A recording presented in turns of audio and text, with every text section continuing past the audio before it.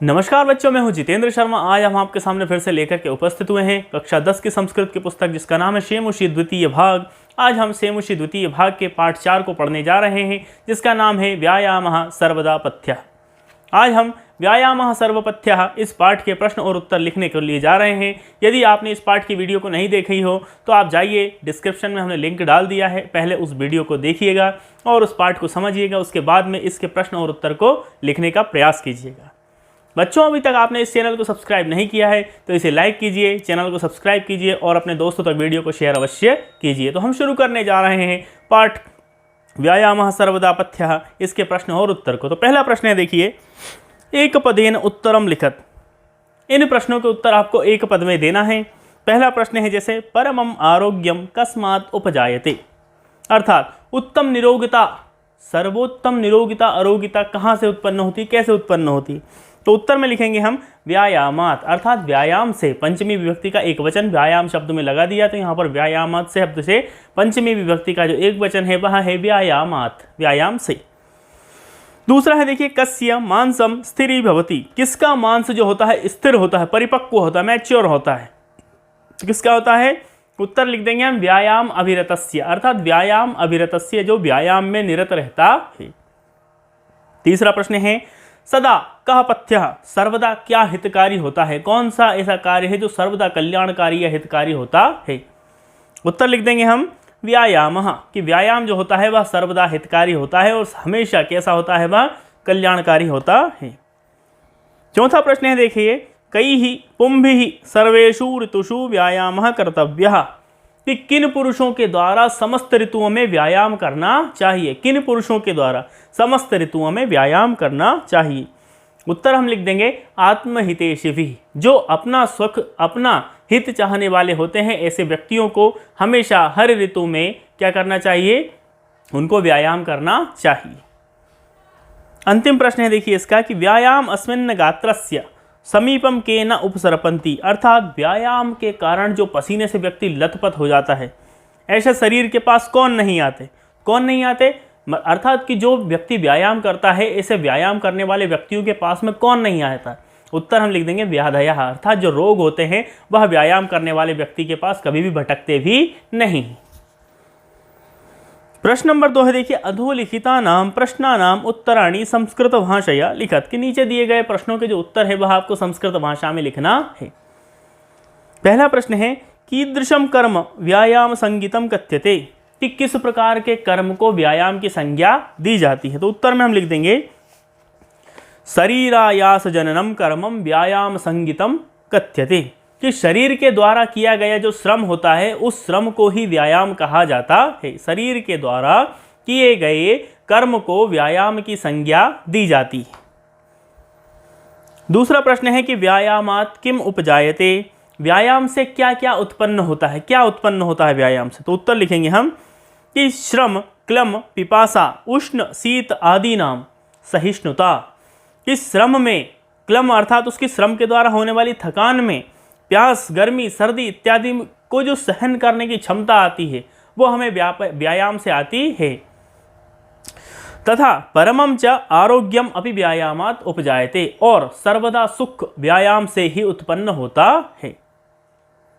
प्रश्न नंबर 3 है, देखिए, जरा कस्य रूपम कस्य शकासम सहसा न सम अधिरोहति, बुढ़ापा जो होता है, जरा अर्थात होता है बुढ़ापा, कि जो बुढ़ापा होता है वह किसके पास अधिक समय तक नहीं रहता या किसके पास जल्दी से अचानक से नहीं जाता। तो किसके पास नहीं जाता है, जरा व्यायाम अभिरतस्य सकासम सहसा न समधिरोहति, कि व्यायाम करने वाले व्यक्ति के पास में जो जरा होती है, बुढ़ापा होता है, वह अत्यधिक आसानी से नहीं जाता है। अर्थात क्या करना चाहिए, हमें व्यायाम करना चाहिए, क्योंकि व्यायाम करने वाले व्यक्ति के पास में जो बुढ़ापा होता है वह आसानी से नहीं जाता है। कस्य विरुद्धम अपि भोजनम परिपच्यते, कस्य विरुद्धम अर्थात किसको खराब भोजन भी पच जाता है, अर्थात जो अखाद्य पदार्थ होता है, अखाद्य भोजन होता है, वह किसके लिए आसानी से पच जाता है। तो किसके लिए, नित्यम व्यायामम कुर्वतः विरुद्धम अपि भोजनम परिपच्यते, कि जो व्यक्ति नित्य व्यायाम करता है उसके लिए किसी भी प्रकार की कठिनाई भोजन पचाने में नहीं होती है। वह खराब से खराब भोजन को या अपक्व भोजन को या पक्व भोजन को या अखाद्य पदार्थ को भी वह पचा जाता है। कियता बलेन व्यायाम कर्तव्य। कियता अर्थात कितने, बलेन अर्थात बल से, ताकत से, कितनी ताकत से हमें व्यायाम करना चाहिए। तो कैसे करना चाहिए कि बलस्य अर्धेन व्यायाम कर्तव्य। बल के आधे भाग से, जितनी ताकत आपके अंदर है उसके आधे भाग से ही आपको व्यायाम करना चाहिए। और अंतिम है देखिए अर्धबलस्य लक्षणम किम। आधे बल का लक्षण क्या होता है? तो आधे बल का जो लक्षण है वह क्या है कि यदा हृदय स्थानात, हृदय के अंदर जो वायु बैठी हुई है वह कहाँ आ जाए, वायु वक्त्रम प्रपद्यते, मुख के अंदर आ जाए, तद व्यायामम कुर्वतः जंतोः अर्धबलस्य लक्षणम। यही उनके अर्धबल का लक्षण होता है कि मुख के अंदर की जो वायु होती है वह कहाँ आ जाए, सहसा मुख, हृदय के अंदर की जो वायु है वह कहाँ आ जाए, मुख के अंदर आ जाए, तभी वह क्या कहलाता है, अर्धबल का लक्षण कहलाता उसके है।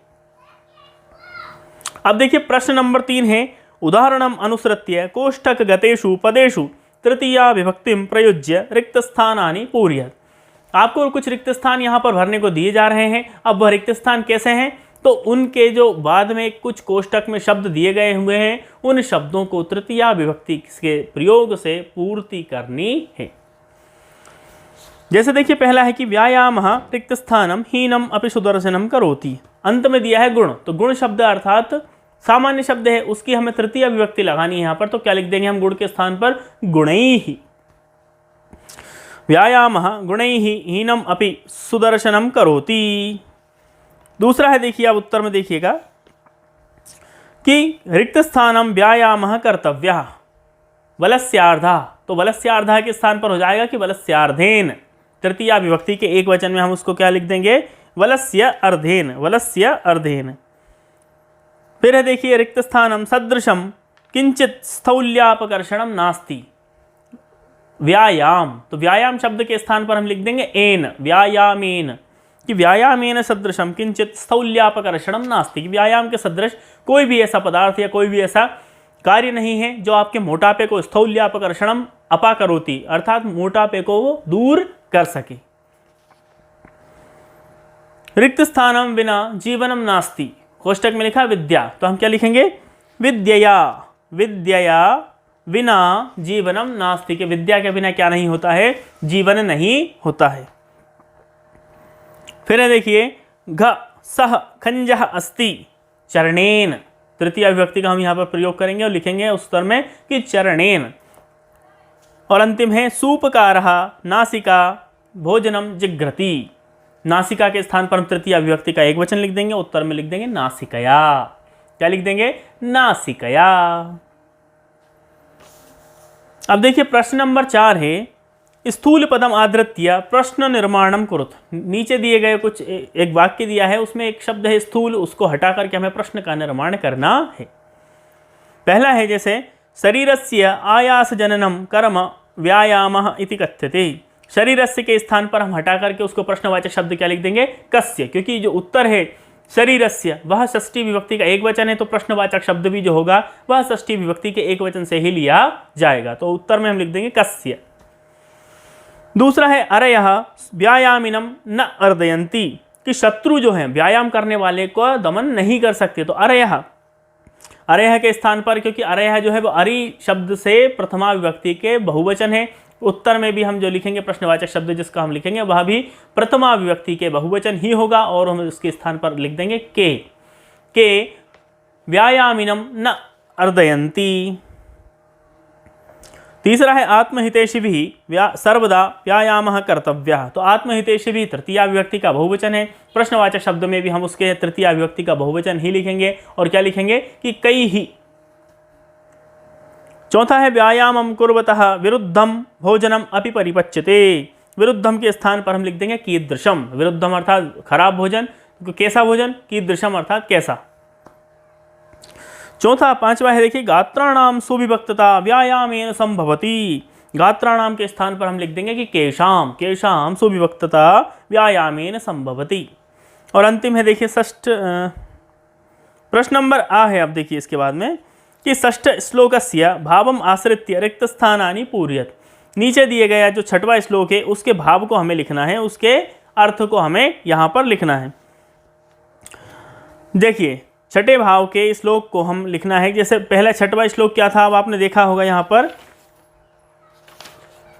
छठवां श्लोक है व्यायामस्मिन् गात्रस्य पद्भ्यामुर्वर्तितस्य च व्याधयो नोपसरपन्ति वैनतेयम् इवोरगाः वयोरूपगुणैर्हीनम् अपि कुर्यात् सुदर्शनम्। तो इसका आपको अर्थ लिखना है, जिसको हम आपको पहले पार्ट में जब हमने पढ़ाया था तो हम उसको पार्ट में ही आपकी वीडियो हमने उस पहली जो वीडियो थी पार्ट वाली हमने बनाई थी उसमें हमने आपको इसका अर्थ बहुत ही आसानी से बता दिया था, तो आप वहीं से इसका अर्थ लिख लीजिएगा। प्रश्न नंबर 5 है, देखिए कि व्यायामस्य लाभाः इति विषयम् अधिकृत्य पंचवाक्येषु संस्कृत भाषया एकम अनुच्छेदम लिखत। व्यायाम के क्या लाभ होते हैं इस विषय को लेकर के आपको 5 वाक्य यहाँ पर लिखना है। यह आपके लिए एक गृह कार्य भी समझ सकते हैं कि आपने इस पाठ को पढ़ा है और आप इस पाठ से क्या समझे हैं वह आप समझिए, लिखिए। और यदि आपको समझ में नहीं आता है इसका प्रश्न फिर भी तो आप हमें कमेंट बॉक्स में लिख दीजिएगा, हम आपको इसका उत्तर बता देंगे। और लेकिन हमें उम्मीद है हमें आपसे इतनी अपेक्षा भी है और आपके ऊपर इतनी आशाएं भी हैं हमें कि आप इस प्रश्न के उत्तर को भली भांति लिख लेंगे।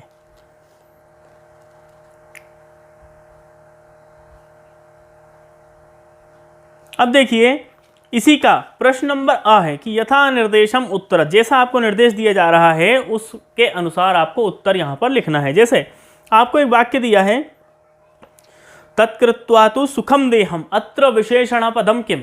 यहां पर विशेषणम क्या है, इस वाक्य में विशेषण क्या है। तो देखिए सर्वप्रथम हम आपको बता देते हैं कि विशेषण नाम किम, विशेषण क्या होता है। आखिर विशेषण वो होता है जो किसी की हमें विशेषता बतलाता हो, वही विशेषण कहलाता है। जो किसी की हमेशा विशेषता बतलाए वही विशेषण कहलाता है। तो इस वाक्य में विशेषण क्या है, सुखम। सुख क्या है, एक विशेषता है। दुख क्या है, एक विशेषता है। तो वाक्य में विशेषता क्या है, सुख यहां पर विशेषता होती है। दूसरा है देखिए व्याधयः नो उपसरपन्ति वैनेतेयम् इवोरुगाः अस्मिन् वाक्ये क्रियापदम किम। इस वाक्य में क्रिया क्या है, तो क्रियाएं क्या होती है जिनके अंत में अधिकतर ना लगा होता है। जैसे आना जाना, रोना, खाना, सोना, पीना, हंसना, ये सब क्या होती है, क्रियाएं होती हैं जिनके माध्यम से व्यक्ति के कार्य संपादित होते हैं, वे क्रियाएं कहलाती हैं। तो यहां पर क्या है, क्रिया उपसरपंती मतलब पास नहीं आते हैं।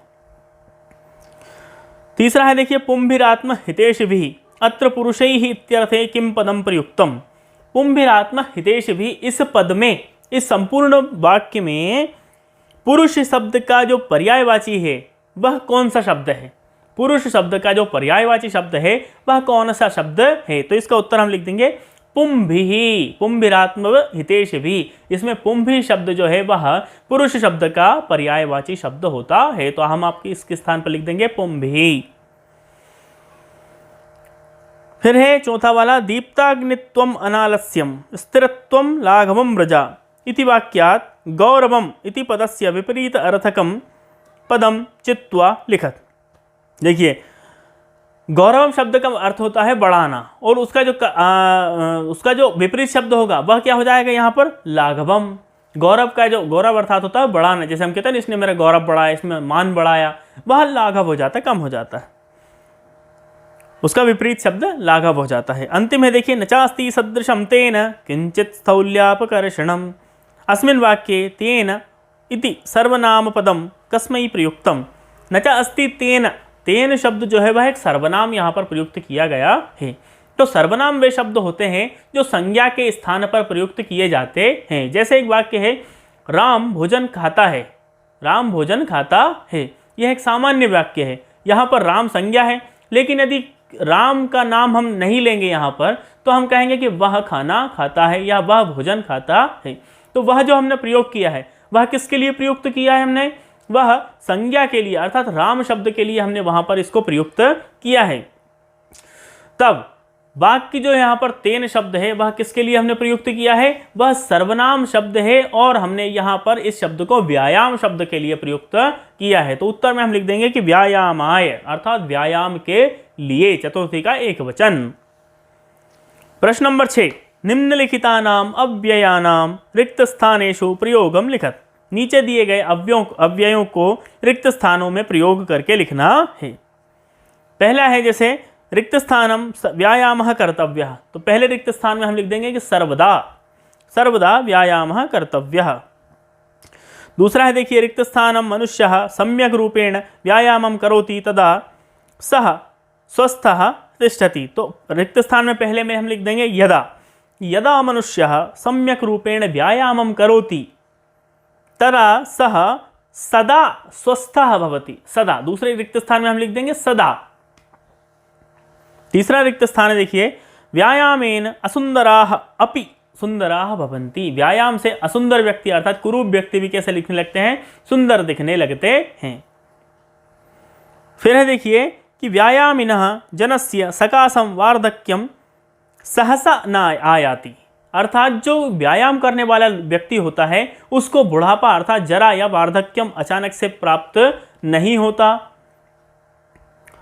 फिर है व्यायामेन सदृशम किंचित स्थौल्यापकर्षणम नास्ति, कि व्यायाम के सदृश कोई सा भी ऐसा कर्म या कार्य नहीं है जो कि स्थौल्यापकर्षणम अर्थात मोटापे को दूर भगा सके। और अंतिम है देखिए व्यायामम समीक्ष एव कर्तव्यम अन्यथा व्याधयः आयान्ति, अन्यथा हम यहाँ पर लिख देंगे कि व्यायाम क्या करना चाहिए। तो अंतिम श्लोक जो था कि वयोबल शरीराणि देश कालाशनानि च समीक्ष कुर्यात् व्यायामम अन्यथा व्याधया आयान्ति, अन्यथा क्या आ जाती है, व्याधियाँ अर्थात रोग उत्पन्न होने लगते हैं। इतने कार्यों को यदि आप समीक्षा करके व्यायाम नहीं करेंगे तो इतनी व्याधियाँ आपको आने लगती है। फिर देखिए रिक्त स्थान के बाद में उदाहरणम अनुसृत्य वाच्य परिवर्तनम कुरुत, यह हम आपको अलग से पढ़ाएंगे, लेकिन इसके उत्तर हम आपको बता देते हैं कि इसके उत्तर क्या है। यहाँ पर देखिए जैसा लिखा हुआ है वाच्य जो होते हैं वो 2 प्रकार के और 3 प्रकार के भी होते हैं। एक होता है कर्तृवाच्य, एक होता है कर्मवाच्य और तीसरा होता है भाववाच्य।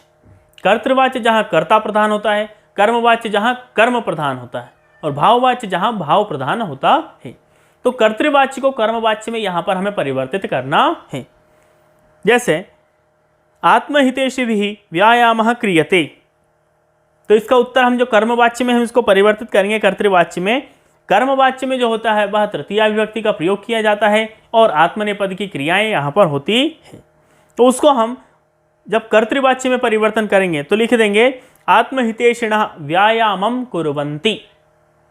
दूसरा है बलवता विरुद्धम अपि भोजनम पच्यते, फिर लिख देंगे उसका आंसर बलवान विरुद्धम अपि भोजनम पचति। जनैः व्यायामेन कांति लभ्यते, तो लिख देंगे जनाः व्यायामेन कांति लभन्ते। मोहनेन पाठः पठ्यते, मोहनः पाठं पठति।